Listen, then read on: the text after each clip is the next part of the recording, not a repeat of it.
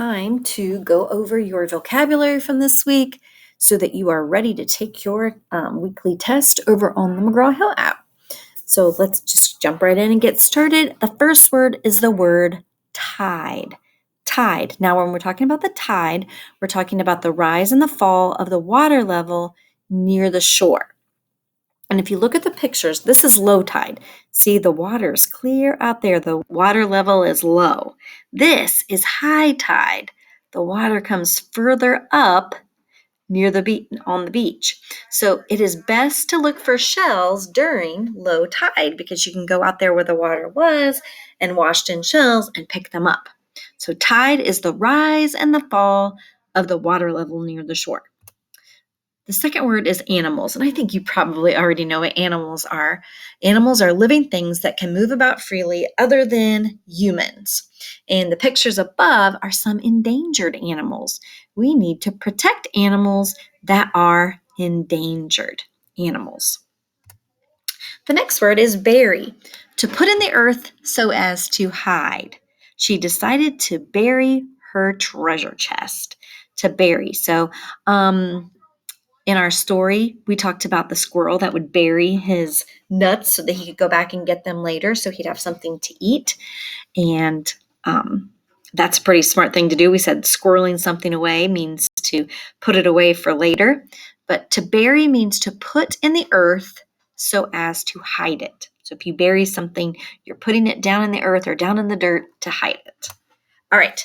The next word is the word guess. Guess. To guess means to think or to form an idea without any facts. So you're making a guess. She is trying to guess what is behind his back. Guess. She's trying to think about what could be back there. She's trying to make a good guess. All right, let's move to our next question, and it was the word den. And we said a lot of animals make a den to live in, and a den is a hole in the ground where some wild animals rest or sleep. We said groundhogs make dens and moles make dens. Well, these are prairie dogs. This is a picture of a prairie dog, and you can see their underground den there. Prairie dogs build a den with many rooms to it. So this is a pretty elaborate den. They do quite a good job digging that all out to make their den.